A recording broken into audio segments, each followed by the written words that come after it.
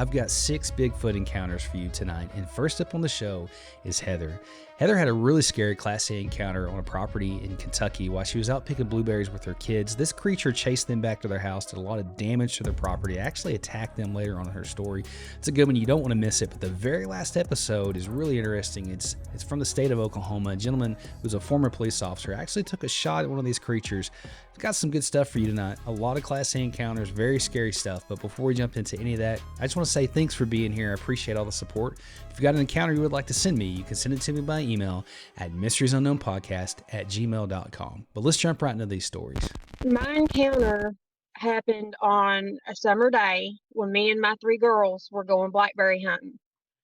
And there's a road that cuts up behind our house that led up to an old schoolhouse. And it was a perfect place to go blackberry picking because the bushes were full. So we were walking up that hill, and me and my youngest daughter was with me, and then my 2 oldest daughters were up above me walking on around, and I heard what sounded really like a roar. And then my 2 daughters come barreling down the hill running. And the next thing I see is this big stick come barreling through the air and lands like right almost on her. It actually hit her arm, cutting her arm. And I was trying to calm her down to see what was going on. And all she kept saying was, "Mommy, big man." And I'm like, "Okay, what big man?" And she's like, "Mom, he is right behind us." And I look up and I was like, "Just go, run." And I look up, start running down the hill, and I stop and look behind me. And when I look behind me, I wish I'd never looked behind me, because what I saw was something that's not supposed to be real.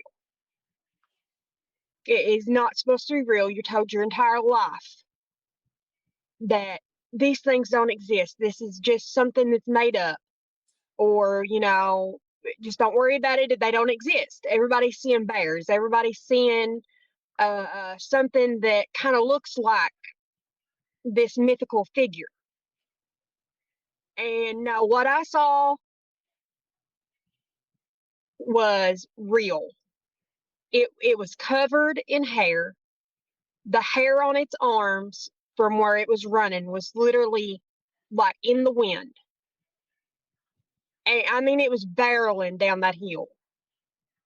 Every step that it took was like 3.5 feet. And I got this overwhelming feeling in me like I'm going to die. And I started running toward my house, and my girls had already got in the house and locked the door behind them.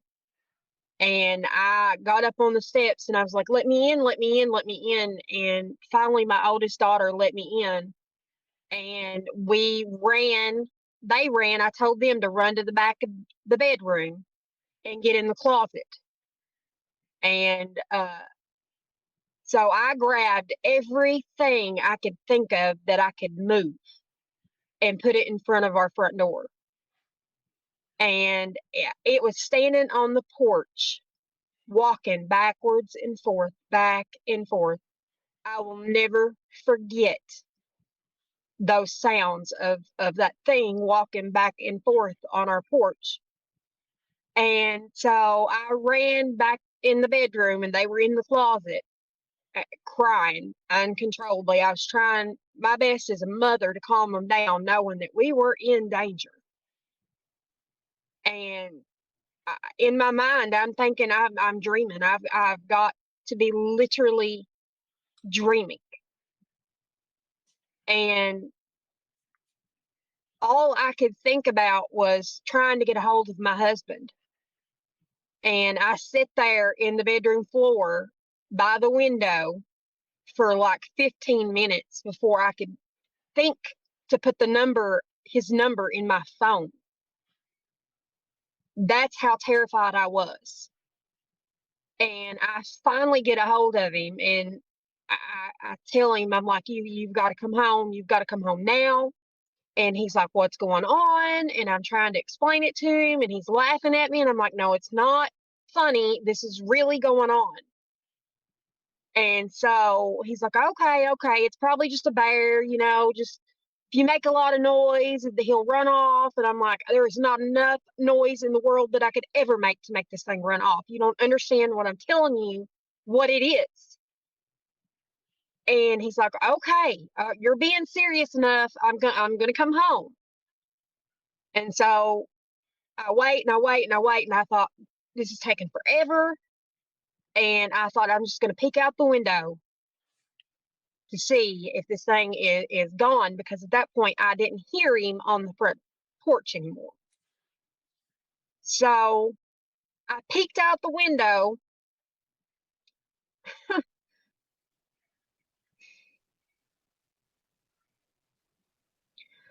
I peeked out the window, and it was standing there by the light pole,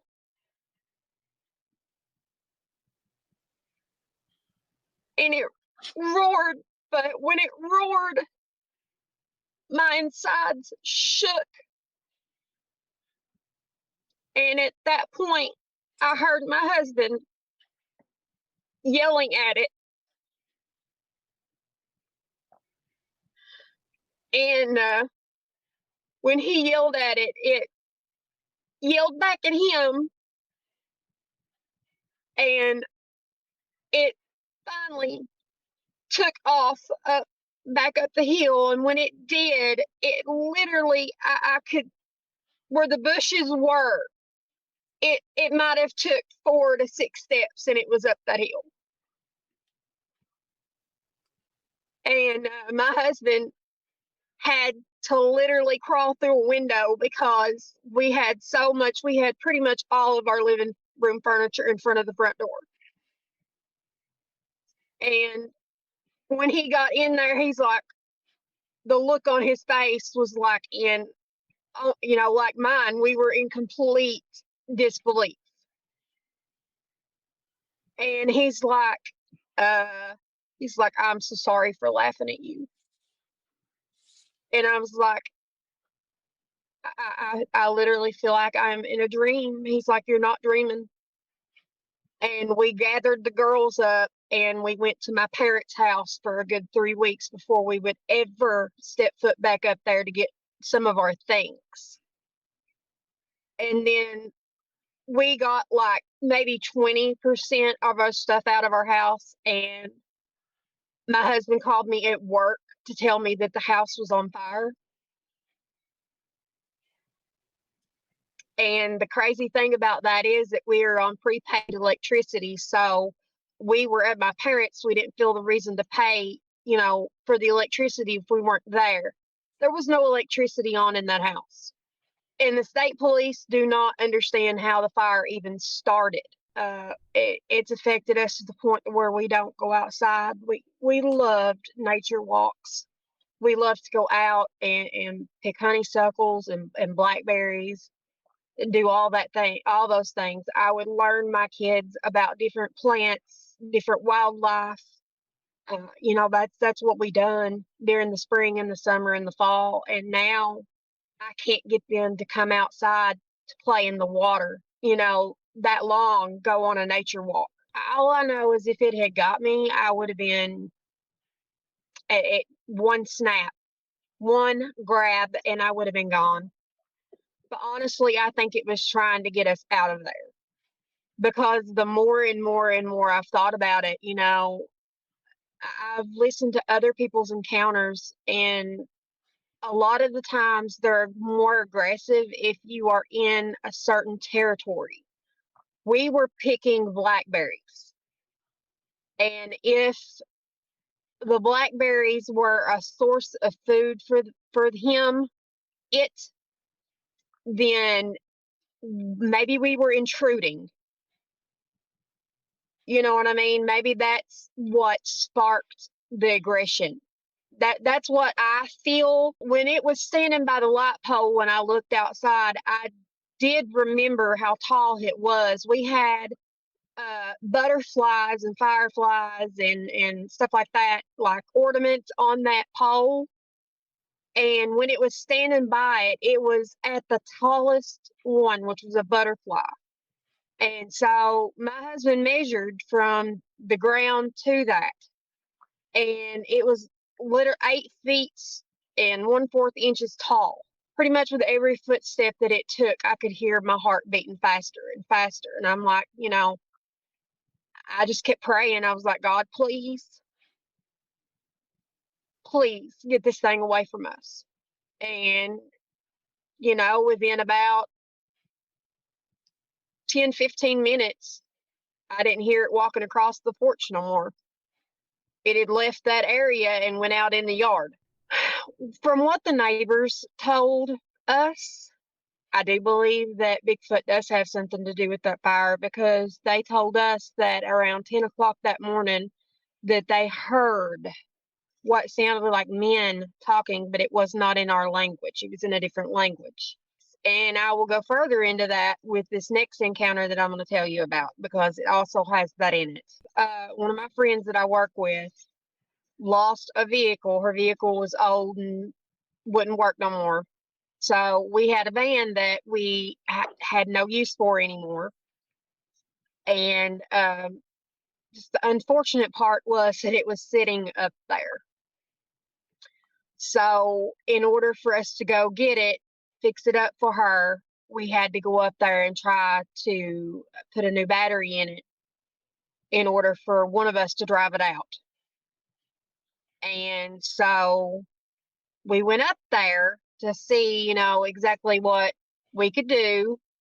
We didn't have the money for a new battery. So what we were going to do was drive our 2 vehicles up there, take a battery out of one of the vehicles, which vehicle had a battery in it that would fit it, put that battery in it. I was going to drive the van out, and my husband followed me in his truck, or whichever vehicle had a battery by the end of it.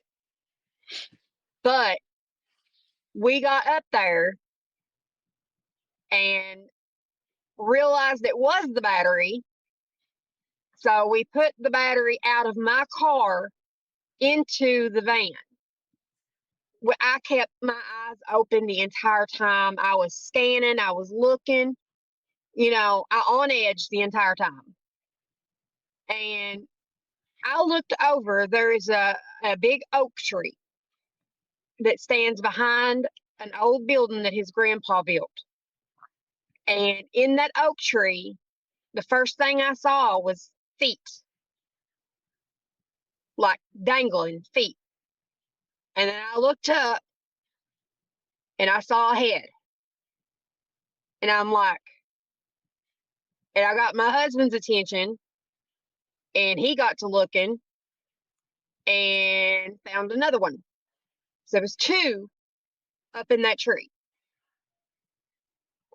And behind us, you could hear 2 of them talking. And at that point, we literally, I don't know if it's because we saw them, we saw that they were there and we weren't supposed to see them. I'm not 100% sure on that. But there was more problems with that van than we realized. We was not going to be able to drive it out even if we put a battery in it. The tires were dry rotted. It had to have new tires. That thing was going to have to be towed out of there, pretty much. But my car was already disabled because the battery was in the van. And Tommy's truck was fine. We could jump in the truck and get out of there if we wanted to. But he was trying to get the battery out the whole time while we were being rained down with rocks, acorns, you name it. They started throwing everything that they could get their hands on at us. And I was heading back to the truck, and I had a big rock thrown at me, and it hit my leg, the back of my leg, leaving a massive bruise that I had for like 3 weeks. And I got in the truck, and he was like, roll your window down, and listen to this. And I rolled the window down, and you could plainly hear him talking. I mean, it was not in a language like we know. It was in a completely different language. But they were definitely talking to one another. I mean, he had bruises on the back of his legs, on his shoulders, his back. I was just like, leave it. Let's go. Leave it. The truck has damage to it from rocks, bigger rocks being thrown at it. I mean, there's no way. We ended up sending a tow truck up there to get that thing. Myself and my ex-wife and her cousin, we had just got loaded in Longview, Texas with beer, and we were coming up to Durant, Oklahoma. Was where we lived at. As we were coming up through there, it was about 2:00 in the morning, and we were just on the Texas-Oklahoma line.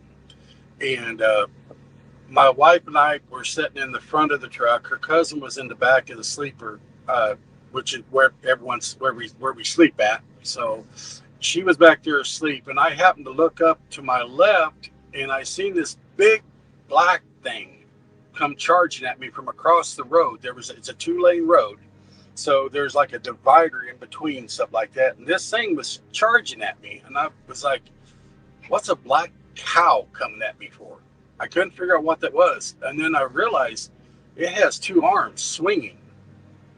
And I'm in a cab over truck, so I'm about 13 and a half, 14 feet off the ground. And I'm looking at this thing like it's just standing next to me. And then all of a sudden, it just come running up there, and it hit the side of my truck. Whenever it hit the side of my truck, mind you, I'm going down the road about 60 miles an hour. It hits the side of my truck and about turns me over. It was a tremendous impact. It hit the truck hard enough that it woke up her cousin stuff, and she got up here, was in the front seat, and I was trying to control the rig, and I felt it go all the way down the side of my truck. And I wasn't stopping because whenever that thing was right here by my window and I was looking at it face to face, yeah, I wasn't stopping. Everyone says in these later stories and stuff that they see red eyes. I didn't see red eyes. I seen yellow eyes. And I mean, they were as yellow can be. And it was looking straight at me as it hit. It was mad, or was trying to run from something. And he just didn't time it right, or she didn't time it right. And she hit my truck. Well, I got it under control, and I kept on going. I didn't stop. Some people say you should stop. I didn't stop. I kept on going. I know that there was a truck stop about 10 miles down there on the left-hand side. It was a Choctaw truck stop where they just built a casino, and they had some truck parking. So I got in there and stopped, and we were all shaking, and we didn't know what it was. We thought we hit a human, or we hit a cow, or we hit something. I told him it wasn't no cow that I ever seen with 2 arms swinging. So they called the sheriff's department because I had blood and hair all the way down the side of my truck. And now, mind you, it's halfway up on the trailer, halfway up on the truck. So that thing would have to have been over maybe 8.5, 9 feet tall. It was big. I mean, it was big enough that it took a tractor trailer that was weighing almost 81,000 pounds and pushed me over and almost made me lose control. Of course, it was startling. It was a wake-up call because you couldn't, we're in a normal society, and some abnormal come out and said, "Hello," what are you supposed to do? So sheriff's department came out, highway patrol come out. They looked at my trailer. They went down, contacted the Texas Highway Patrol. They came down there. They didn't see nothing. They didn't see no blood marks, no dead cow, no nothing there. But they could tell by the skid marks that I had left on my truck, where it had hit me, that they could tell where it happened at. But like I say, they couldn't figure out what it was. But it damaged the whole side of my truck like I had hit a post or something like that. It had pushed it in and damaged all the way down the trailer. And I got back, and they unloaded the beer. My boss wanted to know what happened, and I told him. He just looked at me like I was crazy. In fact, he had me go and take a drug test just to make sure I wasn't on drugs. But then the sheriff's department verified my story, and it just went down on the annals of, oh my God, what was that? This encounter happened at 20 or 21 years old. So it's been a long time, but remember it as vividly as it happened yesterday, So, I grew up in the country. Closest little town to us was about 750 people. And back then, it was kind of the pastime for us guys to, cruise around back roads and pickups with guns and drink beer and, kind of do that. And kind of a normal thing. This is pre-internet. So this is how we entertained ourselves. Anyhow, on a particular summer night, me and my buddy Edward was doing just that, driving around and looking around and doing things. And we had to stop to use the facilities, the old country road, take a leak. And we pulled over, stopped, real quiet night, clear open skies. Like I said, summer night, pretty calm. At the time I was driving a 76 Ford F-150 single cab pickup. And so, had the lights on, we step out to do our thing. And as we get out, we notice there's a doe, female deer's caught up in the fence, and it's struggling. It's still alive, and it happens quite a bit. They go to dodge through a fence or over a fence. Antelope do it all the time and stuff. And typically what happens, they get rung up in that fence and they end up exhausting themselves and passing away. Well, we had our rifles in the vehicle, and so I said to Edward, I said, we better put this thing out of its misery, and so it don't tear up more fence. And it's not getting out, and you don't want to get up on that thing while it's struggling. It could kick you and all kinds of things. They kind of lose their mind. Anyhow, so I grab my rifle out of the vehicle, and I get about 10 feet away from it, and it's just a writhing. It doesn't want to be where it's at. And by God, if a hand come from the other side of that fence and grab this female, and it probably about a 3-4-year-old doe, so we're talking about a 200-pound animal caught up in this triple line fence, and a hand unlike anything I've ever seen him since or ever grabbed this thing by the head and neck. Just one-timed it. And I'm 6 foot tall, almost 200 pounds. So this was big. I got big old paws on me. This was big. Grabbed this thing by the head and part of its neck, and it tore it out of that fence so hard that it snapped fence line. So the barbed wire was running on the opposite side of where this creature was grabbing this doe. So it had to pull not only just the fence, but it had to pull opposite that and snap wire and yanks it out. And we had the pickup lights on, and I hadn't had my spotlights on the pickup yet. We didn't do that because we was just in shock. I saw it. I know Edward saw it. And it grabbed it, pulled it out of that fence, and I watched it get tall. Well, what we didn't quite understand in the moment was that there was a big washout on the opposite side of that fence. So it was road, ditch, fence line, and then a washout where all this water had gone down. I venture to say, because I hopped down in it, it was about up to my chest. So it was about, 4 foot, little over 4 foot tall, or deep is that trench. And I watched that thing raise one leg up over the opposite side of that trench and tucked that doe underneath its armpit like it was a bag of grocery and took off jogging. Not running quite, but jogging. And we're whoa, and so we get the spotlights on in the pickup, and we're and I remember when it went over the opposite side of that washout or that trench or whatever, I just remember saying, holy S word. Just whoa, complete, never, couldn't even imagine. It was just the weirdest, most unsettling. We were so afraid we couldn't even move. We were so afraid that the fight or flight was gone for a second. It was just, you're just in shock. It was the craziest thing I've ever seen. And so it lurches over there, over the edge of the trench, and it's kind of jogging off. I had my rifle on me, and I remember Edward being like, should we shoot it? And I'm like, no, God, no, don't, you ain't gonna touch it with what we got. The size of this thing, So I'd venture to say that it's standing in that trench, and the ability for it to grab a 200-pound doe out of a fence, a triple barbed wire fence, and yank it like it was it'd be the extent of me grabbing a pup, you know. It had to have been 11, 12 foot tall. Easy. I mean, the size of its hands alone, I watched it literally just grab the top of that doe's head, and the fingers come down almost into the neck. I mean, it just had a hold of it, just like it was, you know, a pup. And so it had to have been about 11, 12 foot tall, and God knows how much it weighed. It was huge. It was gigantic. And out here in the country, you know, like, we don't have light pollution. Yeah, I mean, it's pretty much starlight, and it was a real big night out, no clouds or anything, and I had the pickup lights on, and it takes off going. Well, on that old pickup, I had big old spotlights on the top of the rack, and so I immediately go over there and fire them on, and I aim it towards it. When I yelled that expletive, when I was like, holy, it turned around. And when it turned around, you could see, like, not that it had glowing eyes, like in a spectral way, like I had said, and it was like the weirdest orange, amber, yellowish amber, bright, I mean, just as bright as the day is long. And saw it look back, so it understood that we were like, whoa, you know, and looked back, took off running, and that's when I clicked the lights on on the rack, and we kind of tried spotting it.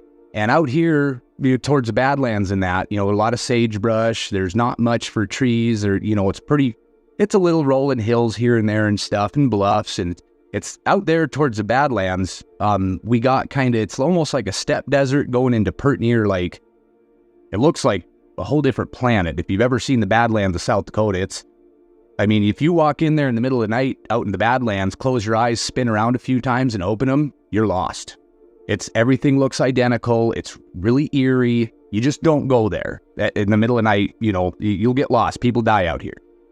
And anyhow, and so as it was trailing through, I mean, scrub brush out here, cedar brush, about, heck on me, almost up to my hip, you know, and that thing was running through that stuff like it was lumps of grass in your yard. I mean, it just, like, the difference between the size of everything else around it was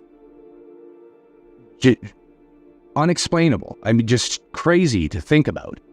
And so it takes off, we're kind of spotlighting it, and it just kind of boogies, and we're like, instantly, you know, we out in the country, you track everything, you look, you know, we could track pretty near any animal. And so we decided to. We got about a mile in, was looking for tracks, was looking for anything that to, like, kind of back up this thing that we both saw. And, like, Edward never said a thing until almost at the very end of this whole situation, when we decided to go back to the vehicle, because that's all he said. He said, I don't know about this, but I'm going back to that vehicle. You can keep going if you want, but I ain't. The only sound that I heard it make was when it grabbed that thing out of the fence. It was just like it kind of just was exerting it, you know, like you go to lift a heavy something, that just kind of went and snagged that out of there. That's the only sound I had heard.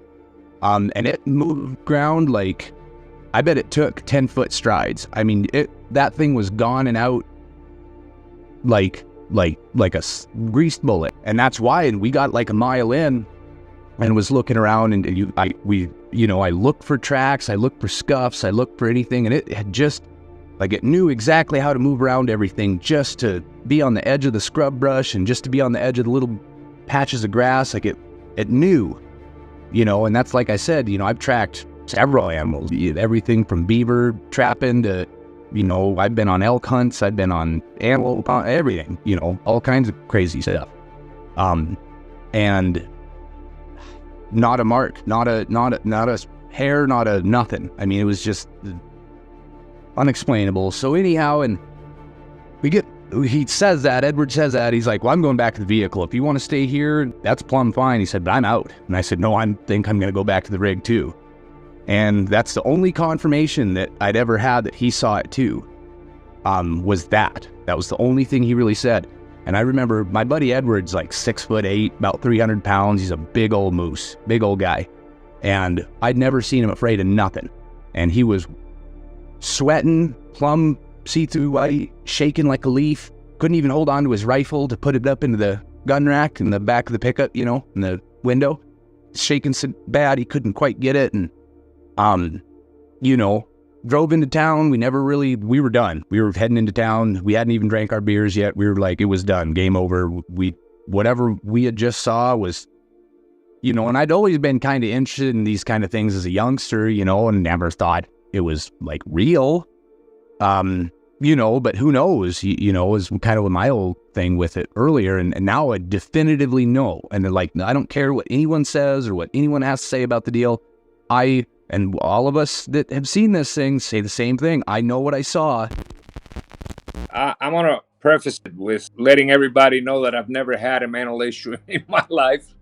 I never had, psychological help, nor have I ever needed it, because a lot of people say, well, and that's why we didn't talk about this particular incident for many years, afraid that people were going to think that we were crazy. This happened back in 1989. Making a long story short, I made it so that we lived in the state of Oregon, and it's just wonderful mountains and waterfalls and streams and rivers. It's just the fishing and the hunting is phenomenal.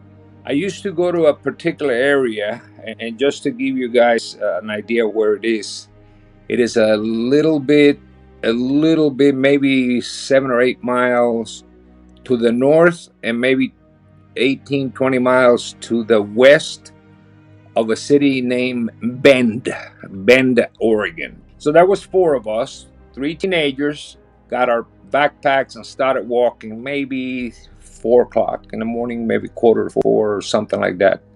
And we knew that we've been in there so many times that we could go in there with our eyes closed. We made it about noontime. We made a campfire, and we cooked and we talked, and you know how you do when you go in the mountains with people that like it.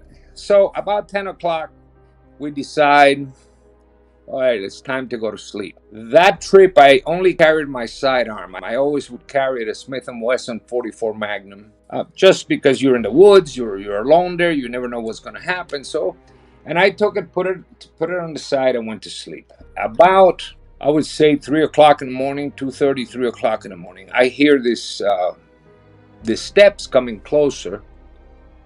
Now, if you can sort of picture the fact that the trail is barren dirt, right? It's just dirt because people walk up and down on that trail, and animals. But then on the 2 sides, there's grass and dry leaves, etc., etc. So I knew that it was coming through the grass and dry leaves because I could hear the sound. I also know that bears might take 3, 4, 5 steps on 2 feet, but not much more than that. This, I began hearing probably about 30 yards. Sound carries a lot in those mountains, at least in that area. And it kept on coming closer and closer. The kids hadn't woken up. And when it was almost there, it stopped. I could see a big, huge shadow. But because it was full moon, and the moon was in the back of this being or individual or person, whatever it was at that time in my mind, I figured that's why I see such a huge thing there. I mean, it can't possibly be that big. So, and it stays there. It was probably 2 feet from from my tent, maybe less. So I begin to hear the breathing. It was very heavy breathing coming from something that was not human. So my mind, now keep in mind, everybody, that I had just woken up, perhaps 60 seconds before, if that, right? So I'm kind of still wondering and trying to figure this out, and I begin to get worried because I didn't know if it was really people trying to perhaps stand there and rob us or hurt us. My son was there, 2 kids were there, and I turn over, put the gun in my chest like that, pointing the other way, and I say out loud, hey, I don't know who's out there, but do not touch the tent. Do not try to come in the tent. I do have a gun and I will fire. I don't know who you are. Nobody answered anything, but the breathing continued. When I said that loud and with authority, the kids woke up and they were, they all sat up, etc. And breathing continued. And then 30 seconds later, I see the shadow. It starts walking again and it starts going to the left or north. It came from the right because I was facing east. So it came from the right. And now it was going, or it will continue north on the Pacific Crest Trail. The moment I saw that, I opened the zipper, put one leg out, and maybe 10, 12, 15 yards, 15 at the very most. And a couple of the kids also looked out. Was this absolute awe-inspiring, impressive animal. It heard our noise, the noise that we made, and it turned around. I remember thinking, if this animal attacks us, there'd be no way that a 44 Magnum will stop them in 15, 20 yards or 10, 15 yards. Impossible. I know what a 44 Magnum bullet can do. And I estimated this creature to be 9 feet tall, no less than 800 or 900 pounds. I always tell people that the legs were like a 5-gallon bucket, around like that. The arms were maybe 7 or 8 inches below its knees when they did put it down, because it was kind of a little agitated. And I remember the face was a mixture of a human and a simian. And I can tell everybody the following. A lot of people ask me, well, why didn't you take a picture? Well, I said, well, first of all, keep in mind that it was 1989 and phones didn't have a picture. That's number one. And even if I would have had 10 cameras there is no way you're going to wake up, encounter that situation, be looking at something you've never seen before, and have the presence of mind and say, hey, wait a minute, I'm going to get a camera and take a picture, right? But I can tell anybody that has a gun in his hand and sees that face, even if I would have had a rifle, even if I would have had, like, say, an elephant gun that I knew that it would take it down in one shot, you don't pull the trigger when you're looking at almost a human face. You don't do that. It's just very shocking. Now, when he saw that we made that noise, he let what I call a growl / scream that lasted perhaps for 10 or 15 seconds, that echoed in those mountains. We were almost paralyzed. And I was thinking, I hope God it doesn't come this way. But it didn't. It turned around, and it was walking a lot faster than the rhythm of the paces that I had heard before. Very fast, turn around, look back 2-3 times. We could see the shadow because, remember, full moon, so we could see it. And perhaps when it was maybe 80, 100 yards, then it turned back east, away from the trail that goes north, and towards the Three Sisters Wilderness area. Three Sisters Wilderness Mountain. The Three Sisters Wilderness area, they call it Three Sisters because it's 3 volcanoes that are one beside each other. And so all that country there is called Three Sisters Wilderness area. And it turned to the right and it went away and never came back that night. Of course, we couldn't sleep for the rest of the night. So we got out of the tent. I was hugging my gun.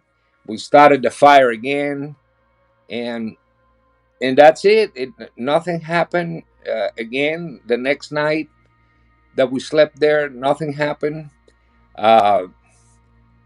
We only would talk about that for the next perhaps 15, 20 years. We only spoke amongst ourselves because, first of all, I was running a big organization as a lead engineer, and I didn't want them to think that there was a crazy guy, and all that. In any case, the reason we decided to, or I decided to put it up now is because now everybody's saying what they've seen, and if you look at a map with encounters, look at the Northwest, and you'll see that it's just covered. Anything from Northern California to the entire state of Oregon to the entire state of Washington to a large part of Canada, all that area is just, there is areas, I have been there. There's a place right about maybe 8 or 10 miles from there that they call Indian Holes, and you go in there and you just know that there's almost impossible for people who have been there before. You just wonder, you say, it is absolutely as remote as you can imagine. We got out, and I know it was standing there for 30 seconds or more, probably a minute and a half, and there was absolutely no smell that I could relate to the one they describe as dog smell or putrid smell. No smell. There was no wind, so it's not like the wind was carrying it away. That is one.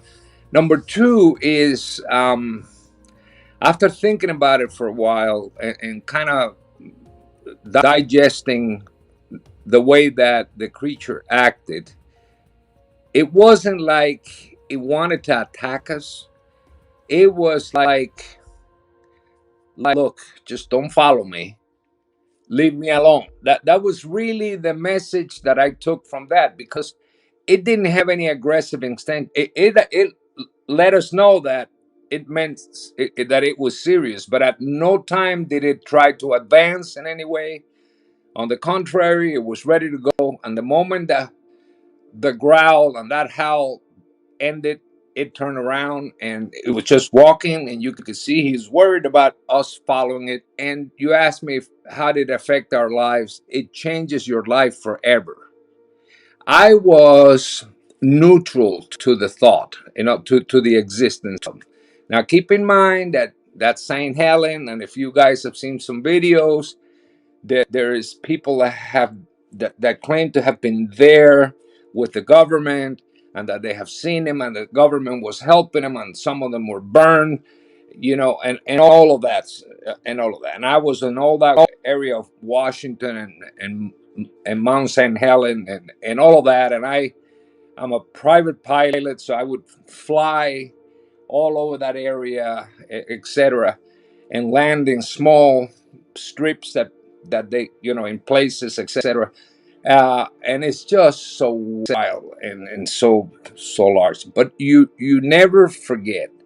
I was completely neutral. I wasn't a non-believer, nor someone who would make fun, but I wasn't a believer like I am now. You have to arrive at the conclusion that there was intelligence involved in that interaction on his part.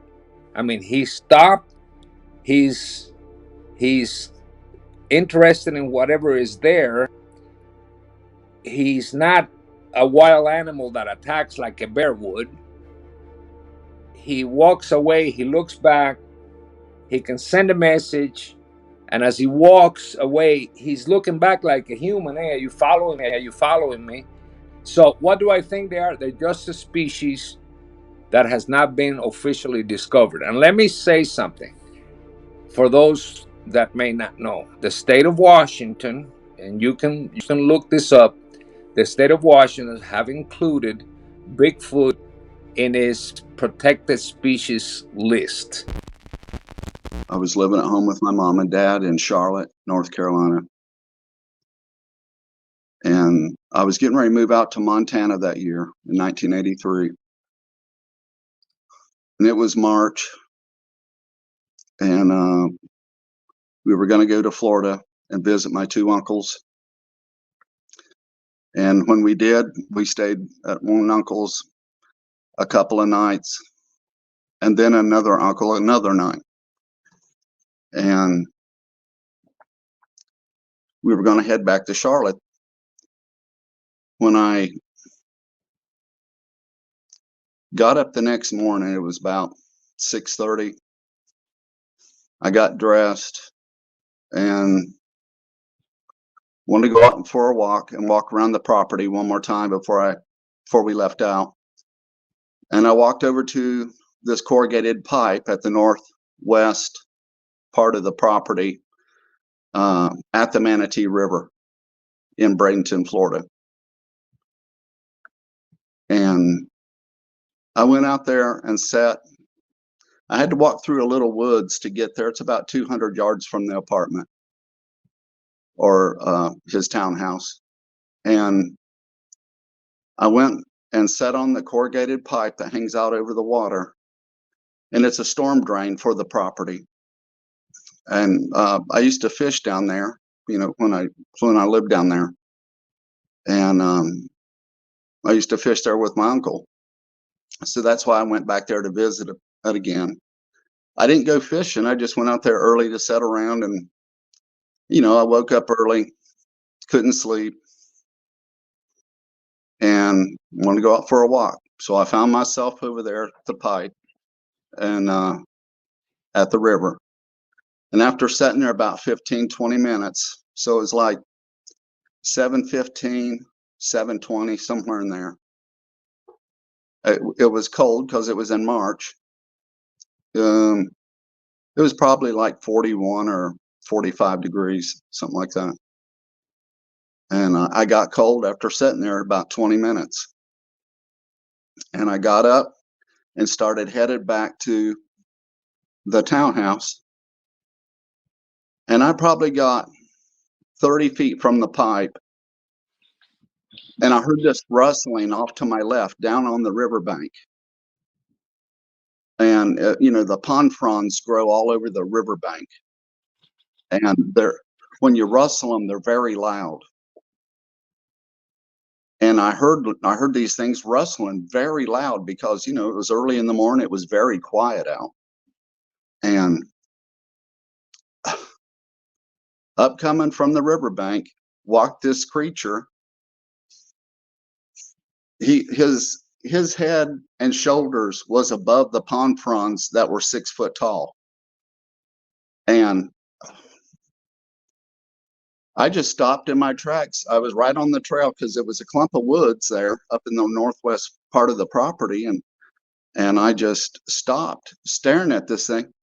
And he was almost walking towards me.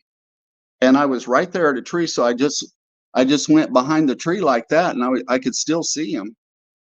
And, he was kind of angling away at this point. And then he turned to his left and walked right off the trail all the way over to the pavilion.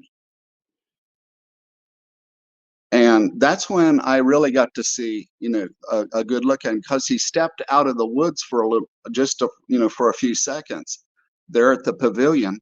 And the sun was just starting to come up and I could see him good then. And he was very big, yes. Later, I would measure him at 8 feet tall because he chased me to the fence line. The perimeter fence was 8 foot tall, and he was right at 8 feet, give or take an inch or two, I didn't get out a tape measure, nor did I care to. I just wanted to get the heck out of there. But when he stepped out over at the pavilion, that's when I seen him. And Joshua, this thing had hands down past its knees. And I knew this wasn't a human. It was auburn red hair all over its body, head to its feet. It had really long arms, and its hand, like I said, that's when I noticed its hands were down past its knees. And I would just still staring at it. What is that? I never seen anything like this before. I wasn't prepared for it. I haven't seen anything like that at 17. And, I was kind of a kept person with my mom and dad because they were very religious in northern Indiana and never heard about anything like this. So when I seen, I was just, what is that? I mean, I could not move.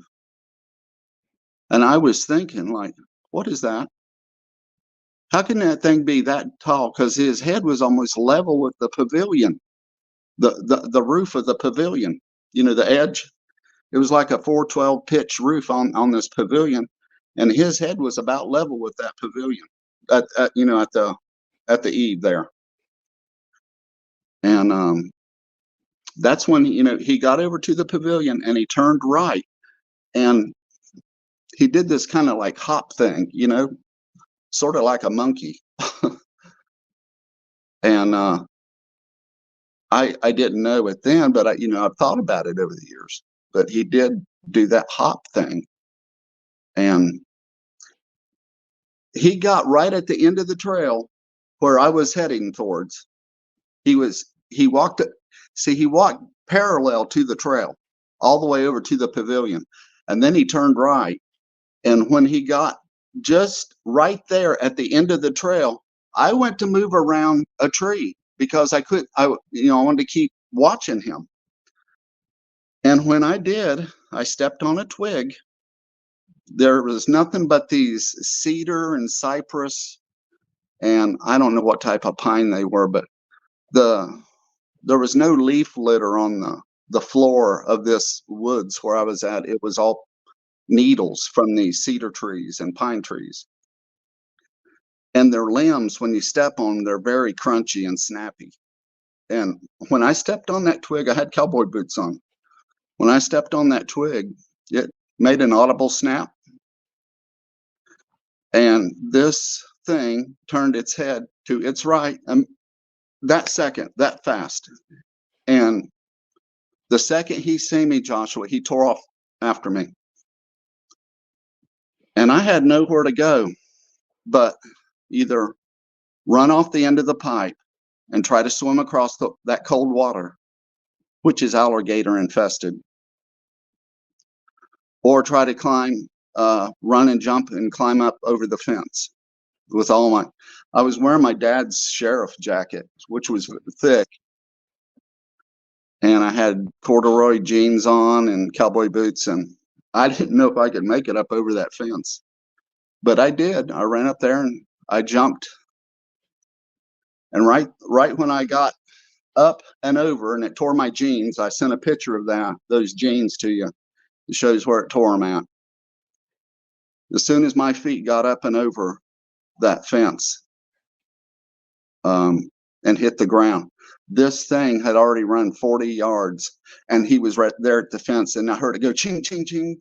And I was down like this, and I seen his feet. And I reluctantly looked up because I didn't want to see this thing. I was already scared to death. And when I looked up, I've never seen anything look like this before in my life. It was evil looking. I've never seen a face like that. I've tried to draw it, and I can't draw real good. And I've been looking at getting some artists to try and draw this for me the best I can describe it. When I looked up and I seen this thing, his head was level with the top of the fence. I was 6 foot at 17, 6'1", I think.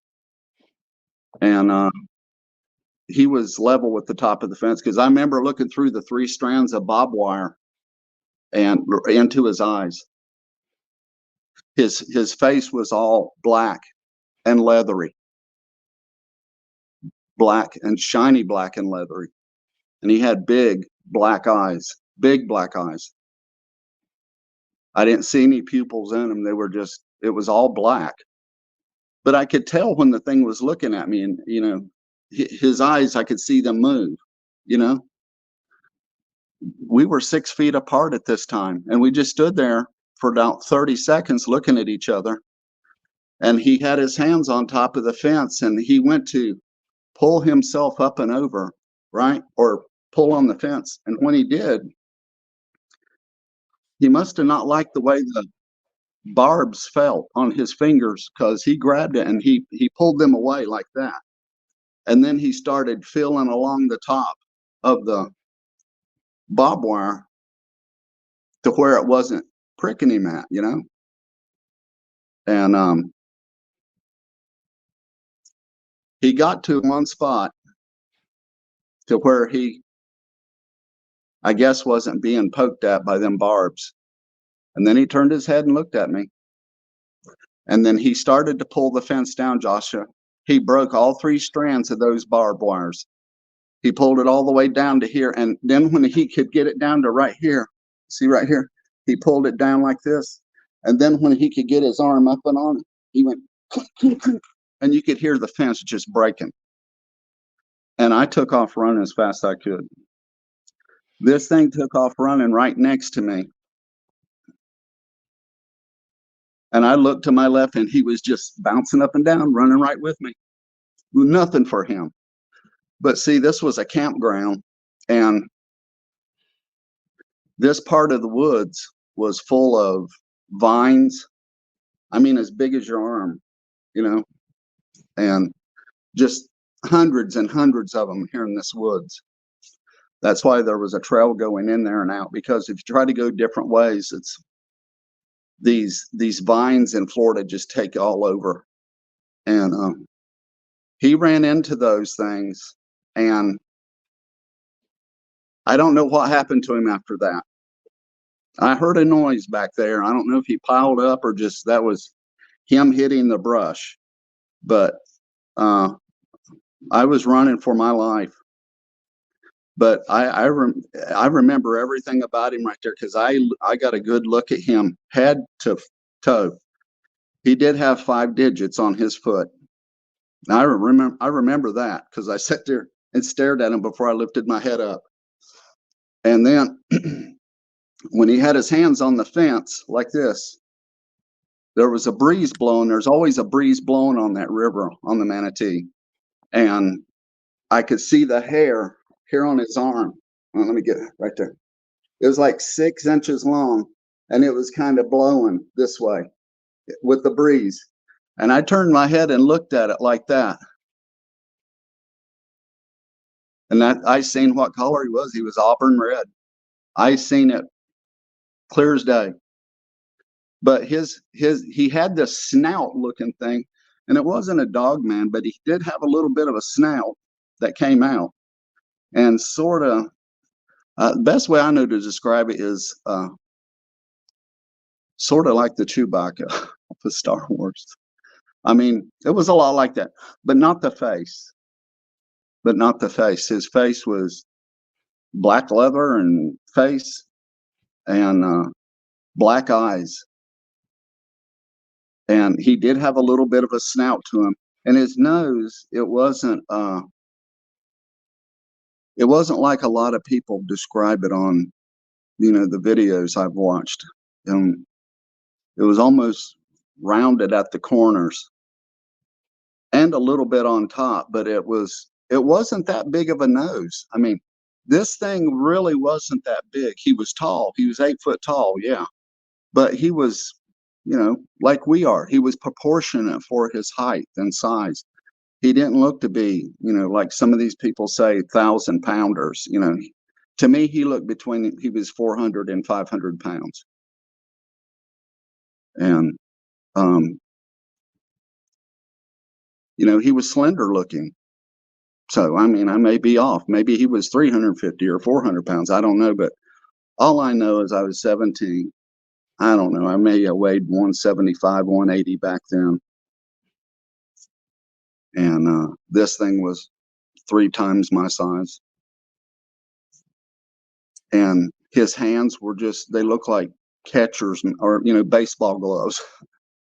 Because when he put them on the fence, they were huge. I'm like, what is this? I didn't know what it was. I swear, as my Lord, I don't know what this thing was. And I asked the Lord for years, please tell me what this thing was, because it has bugged me forever. And I feel like I know what they are now. After everything, I've lived a lot of years, and I've done a lot of research on these things, and I'm almost convinced. I promised myself that would never happen to me again. And I never step in the woods again without serious firepower. We used to live there when I was a kid at this retreat. And my dad worked there. He was the head caretaker of this facility. And he had an office. I knew the whole property like the back of my hand. And he had an office halfway down this fence line I was running down. So I knew I could run down there and jump back over the fence. Because between where I was at, running away from this thing that was on the other side of the fence, it was about 250 yards, maybe 350 yards, something like that, to where this his old office used to be. And the fence was short, and I literally stepped over that fence. Well, I kind of hopped, but the barbed wire, it tore my pants when I went over the first time. But this time I just stepped over, and I literally tippy-toed my way back to the apartment, looking the whole time because I didn't have nothing with me. And here I am on his side of the fence now, and if he meandered up that way, he would have seen me. And I got back to the apartment. My mom, I don't know what in the world she was doing, but she locked the door. So when I got back to the apartment, it was locked. And I started knocking on the door, and then my mom, "Who is it?" And I'm like, "Open up the door, it's me." So she let me in, and I shut and locked the door then. And my uncle and my dad were up in the kitchen. They were having some donuts and coffee and talking. And she said, "Where have you been?" And I said, "I was over there at the pipe." And I said, "There's a monster over there." And my dad and my uncle didn't hear me. And I walked over there and I said, "Hey, do you hear me? Be quiet and listen. There's a monster over there at the pipe." And that's when my uncle instantly got up from the table, and he ran over there to the closet and grabbed out this big old goose gun and loaded it up with 3-inch shells. And he was right out the door instantly, the back door. And then my dad was right behind him, and my mom was right behind him. And I got out the door, and I started walking with him. And as I got closer to the woods, I couldn't let my mom go in there. So I started pulling on her arm. I said, "Mom, don't go. Don't go. You can't outrun this thing." And she shook loose of me. "Douglas, let me go." And I ran around and got in front of her, and I literally put my hands on her shoulder. I said, "Mom, stop. Don't go." And she pushed me aside. "Douglas, leave me alone." I said, "All right, go ahead." And they walked over there, and I stood right there. I didn't go over there. I done had enough of that. And they walked over there, and they were standing right in the path, where this thing ran down, right, headed towards the pipe. And they said, "We don't see anything." They said, "Come here and show us." I said, "No." I went back to the apartment. I would not get back over there. I mean, I think I walked over just a little bit, but that's when they told me, "Hey, come over here." And I said, "No, I'm not coming over there." But I didn't go in there looking for it no more. And I told my mom and dad, I said, "Let's leave right now. I've had it up to here with this place, and I want to go." And I said, "Let's go now. I don't want to wait till 9 o'clock."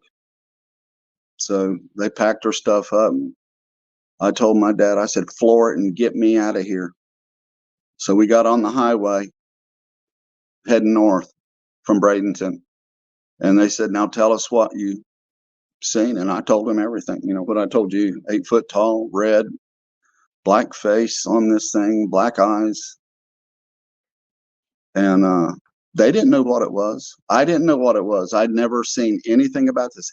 It wasn't until after I got married, and my wife and I was watching this show called Monster Quest. And that's when I jumped up from the couch and I said, "That's what I saw." And then, I had heard Bigfoot over the years, I'd heard of Sasquatch, but I'd never put them together, you know. I just heard of this and it was a Sasquatch, you know. And I seen these big, I said, there's none of them monster, you know, that they're talking about, these Sasquatch things. And I never put them together. I said, so that's what they are. That's what I seen. I was a kid in Oklahoma. My dad was in the Navy, so we lived all over the United States, but he was originally from Oklahoma. So when he was close to retiring, he got stationed in Oklahoma. There was a Navy weapons station somewhere close by. I can't remember exactly where it was, somewhere around Norman. But I remember he had to drive in and out of there. But we ended up living with my great grandparents at their house about 5 miles north of Milburn, Oklahoma. Milburn's a little bitty town of about 300, 400 population. Still is probably. But we lived out in the middle of nowhere, and there was a 2-lane blacktop road. We call it Wiley Road. And, you know, at night is the type of road that maybe 4 or 5 cars would drive down at night. It's just very infrequently traveled. And we lived about a quarter of a mile off of it in a house in the woods. And kind of to set the stage for the story is from the road to our house, there was our gravel driveway. And it kind of snaked around to our house. It wasn't a straight shot.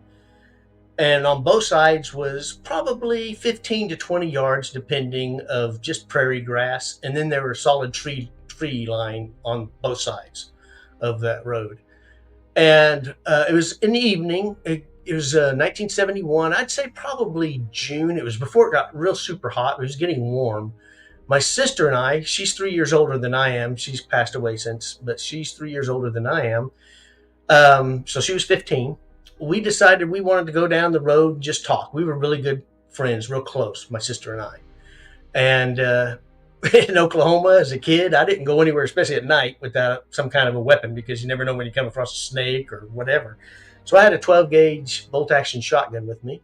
And we walked down to this tree that was about halfway between the Wiley Road and our house. It's a little closer to Wiley Road, but we walked to this tree. And we just sat down on the ground and we're just talking, just, you know, about life. And couldn't even tell you what it was about, but we were just having a good time talking. That's just the way we were. And as we were talking, straight in front of us, we were facing south. Wiley Road ran north and south. We were facing south, and above the treetops, we saw this, like, only way I can describe it is like a cone of light. It wasn't like a spotlight, like being a police officer, you know, your spotlight diffuses when you send it out, it gets bigger. This was like a solid cone of light. The only thing I could think of was, like, nowadays would be like a laser light, but it was pretty big. And it was at treetop level, not at an angle, and it was sweeping across the tops of the trees.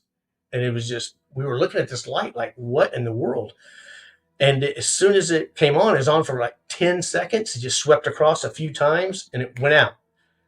And as soon as it went out, from behind us in the tree line, about 20 yards behind us, we heard this gosh awful scream, roar. It was like, it was so loud, it shook my t-shirt. My chest shook inside. Thank goodness my sister's not around so she'd kill me this. But she peed herself. It scared her so bad. And we just froze. And it was right behind us in the tree line. We both jumped up, and it started shaking the trees. And I told my sister, run. And she took off to the house, and this thing started running, paralleling her in the tree line. And as it was running, I would hear it snapping like branches or trees or something.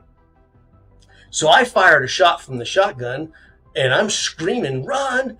And I'm running to the house. I'm afraid this thing was going to come out of the tree line and just snatch her up and she'd be gone. Because it was huge. I mean, the trees were just shaking like to beat the band. So as I'm running down the road, I'm trying to chamber another round in the 12-gauge shotgun. It just had birdshot in it, so it wasn't going to do much, at distance especially. But it made me feel better having it. And as we're getting closer to the house, my mother comes running out of the house, and she's screaming, "What the heck is that?" And I said, "I don't know." And I fired another round, trying to keep this thing from coming out of the trees. By this time, my sister had gotten to the house, and I had my third round in it as I got to the gate, and I fired my third round. My mom had run inside and grabbed a 30-30 rifle. We had lots of guns being out in the country, and she started pumping. As you got closer to the house, the tree line spread out. It went out around the house because we had our yard and gardens. So it was further out from the house at this point. It wasn't 20 yards, it was more like 40, 50 yards from the house. And my mom is pumping round after round.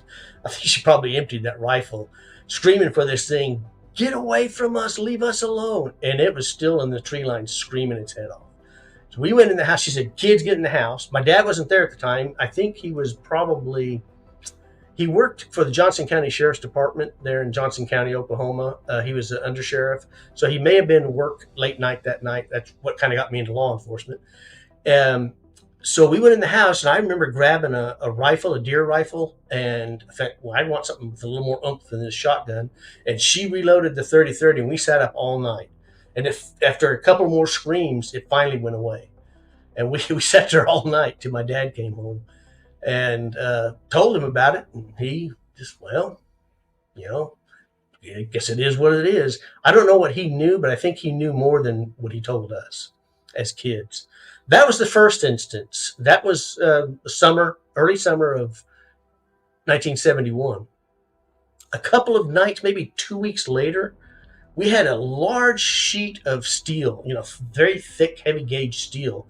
It was old and rusted. We'd put it on top of a well that we tried to dig multiple times, but never had luck with. The well caved in, so we covered it up. And we took that old steel and put it up against the barn back behind the house.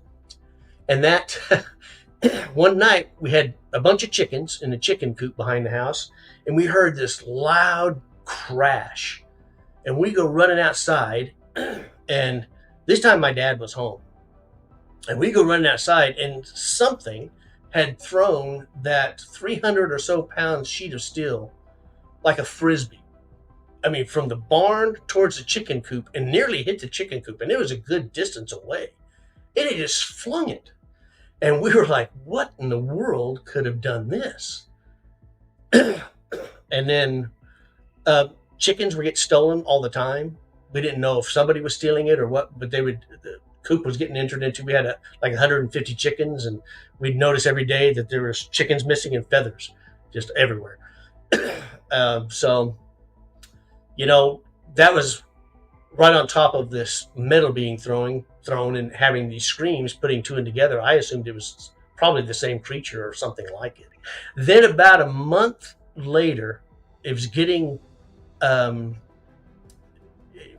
into summer pretty good. It was pretty warm. A friend of mine who was about the same age as I was, we decided that we were going to go on to Blue River and camp out. So Blue River ran through Milburn and not too far from my house. And so we met in Milburn, and we went to this piece of land where the river cut through that was close to his dad's property. And we chose that spot because we knew all the cattle had been moved off of it, so we wouldn't have to contend with cows. And we were hunting squirrels and fishing and stealing watermelons and corn from people's farm, from their gardens, and just being kids and having a great time. And we ended up staying on. We had bedrolls that we took out, and we had built up a fire. We decided we were going to sleep on this sandbar in the middle of the river, because it's kind of the flattest area.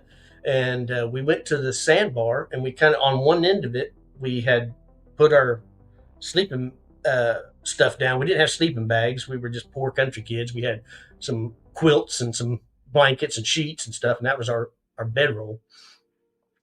So we laid that down, and that was our bed. And I remember we drifted off to sleep. I think I had a .22 rifle that my father had given me when I was 9. 10-shot .22 rifle. And Arlie had a .410 shotgun. That's what we've been hunting squirrel with. And we were laying there, and we drifted off to sleep at some point, and it was close to midnight, and it was a full moon. I mean, it was bright. One of those nights you just really see. And we woke up to something crashing in the distance and coming through the tree line on the opposite side of the river. And I guess it's on the west side of the river. Yeah, because the river ran south, and it was on the west side. So we wake up and told Artie, I said, I thought you said all the cows were put up from out of here. And he said, well, they were. We must have missed one. And as this thing got closer, we're like, that's mighty big for a cow. That thing is it was like crashing through the trees. And it came out of the tree line along the muddy bank of the river and walked. The river wasn't up very much because it was summertime. And walked over to the sandbar, the other end of the sandbar, which is approximately, I'd say, 20, 25 feet from where we were. And it was massive. It was 8.5, possibly 9 foot, at least 8.5 foot tall. The shoulders were, I can't even show you. They were wide. They were massively wide. And it was sideways to us. And it turned. It didn't even turn its head. It's because it had that typical conical look, and it had hardly any neck. It just turned its body and looked at us and grunted like 3 or 4 times. Just went, huh, huh. And the moon shining on it, the moon shining on its face. You could see there was no hair around the forehead, of the eyes, of the lips. It looked more human than it did like an ape or anything. And I'd never seen anything. I didn't know what Bigfoot was at this time. I just knew there was some creature that had been near our house and scared the dickens out of us. Now I'm seeing what I'm thinking must have been that kind of creature. And Arlie asked me, he says, should we shoot it? And I'm like, no, that would just make it mad. Because I had a 22 and he had a 410 rifle. That was our shotgun. And I said, no, we're whispering. After it grunts and stares at us for like 20 seconds, it just walks across the river to the other side. Now, at this point, we're like, there was no smell. A lot of people talk about how there was a stench. There was no smell. There's nothing like that. But we could see the breeze blowing its hair. The hair was long. And both of us later talking about it, thought that it wasn't black. We thought it was probably brown because in the moonlight, it wasn't what you would think black would look like, being so dark. It seemed like it was lighter, like a light brown even. And so we decided, okay, what are we going to do? Are we going to walk out of these woods in the direction it just went, because that's the direction of town? Or we ended up deciding to stay there. We went back to back, built up the fire, and we just sat there all night talking, scared to death. And as soon as the sun came up, we went and looked at the tracks, and we found the typical Bigfoot-looking footprints where it had come across the river on the opposite side. You could see where it walked in the sand, but in the sand it wasn't as defined because it's sand. And then on the other side of the bank, you could even see where the toes had dug in as it went up the bank. Of course, back then, in 1971, we didn't have cameras. We didn't have anything else. And we decided at that point, it's time to get out of Dodge. And I don't think we ever went camping after that, at least not in that area. But that was my kind of face-to-face experience with the Bigfoot. Wow. Ken, I don't even know where to start. And, it makes me wonder if that was the same creature that you saw with your sister, right? If that was kind of the same creature. How far away was that from where you were camping to your home? Oh, okay. That spot, Milburn, was about 5 miles away, so it's about 5 miles. It very well could have been the same creature. The thing I forgot to add is the next day, the first experience I told you about where we were running down the road and I was firing the shotgun, the next day I took a 30-06 rifle out there and went down the tree line where this thing had run, and I found 3 to 4 inch oak trees that were just snapped about 5.5 foot up, snapped. Fresh green trees just snapped like they were twigs. As it ran, it was snapping these trees. It was bizarre. That's an incredible encounter, and I'm glad that you're here to tell it. That's really scary. And when you shoot at these things, as a kid, you're just trying to get out of there and protect your sister. But obviously, it really didn't do much. Probably just made it mad. And you're pretty fortunate that you were that close to your house. As a kid, seeing that and having those experiences, and we'll get more into that in a minute. But how did that affect you as a young kid? People say that there's 3 types of people in the world to me. Those that believe in Bigfoot, those that don't, and those that know there's Bigfoot. I became an instant knower. And it's not something that you seek for. It's not something at the time, I wasn't looking for that. I wasn't, but I became a knower, and I knew that there was something out there beyond what I could explain. That has stayed in my mind ever since. I'm 65 now. I was 12 years old then. I can see it as if it was yesterday. And it has, I think I told you earlier, there's almost, I can't think of a day that doesn't go by that I don't think about that experience somehow. Something will happen and I'll think about that experience with seeing Bigfoot. It's caused me to be more curious in life, to realize there's things that we don't understand. I'm a Christian man, and I know that there are things, even in Christianity, that I don't fully understand. God is great. He made so many great and wonderful things. This, I don't know what it is. I'm not so sure it's not bad. It's not evil. Because every time I've had an experience with it, I didn't feel comforting or assured by the spirit or anything. It felt scary. I think you're right on with that. And, anybody that's been on my channel, it's no secret that I think these things are evil, and I think that they're not your friend. And, I know some people have that perception of them, but, it doesn't seem like a very friendly creature thing, whatever. And I'm like you, I think they're evil. They're not just flesh and blood. And it definitely opens up your eyes. And I know as a former police officer and being one myself, we see a lot of crazy things that maybe just doesn't make sense. But you learn really quick that there's a lot of things in God's universe we just cannot explain. And we might not ever have the answers to it. But once you know these things are out there, you can't go, like you said, a day without thinking about it or something happened and realizing these things are there. But have you ever been back to that property since those encounters? No, the house, my parents divorced when I was 13. So the following year, about when all this stuff would be happening again, before the summer, my parents divorced. My dad moved to Orbs, Oklahoma. I stayed with him for a couple months and then went with my mom and back to California, where she was originally from. So I really haven't been back there. The land was sold as part of the divorce settlement to a relative. And he used the old house, he used it to store hay in, and it burnt down. I don't know if because the hay caught fire in there or what, but the house eventually burnt down. And he'd cleared all those trees. We had a lot of woods and a creek running behind our house. He cleared all that out to run cattle on. So it's just not the same. And I've not been back since. I think that, it makes you wonder with people, like you said, clearing out land and stuff, where these things go. And I'm curious as to why it was on that property. But, a lot of people, when they think Bigfoot, they think West Coast. They don't really realize that there's a lot of those in Oklahoma, Arkansas, this whole area, Texas. I mean, they're here. And, my opinion, you're very fortunate to have had that experience or to share that experience, because, man, you probably shouldn't be here to share that, because I don't think he was there to shake your hand and make friends with you. I definitely don't think that. It makes you wonder, though, what it was doing on the property. What do you think he was doing there? I mean, there was a lot of woods around there, and it was later on. I have another short experience I'll share with you. It was years later as an adult that I put two and two together, that I remembered my uncle, my dad's sister's husband. They were visiting us, and it was in that same property in Oklahoma. It's the same year, actually, 1971. They were both going to college in Ardmore, Oklahoma. And so they came to visit us, staying the night with us. And he went to go out to the truck to get something, his truck, and he comes running back in, and he told my dad's nickname was Sonny. His real name was Joe, but everyone called him Sonny. He said, "Sonny, there's the biggest black person I've ever seen just ran across the property over here.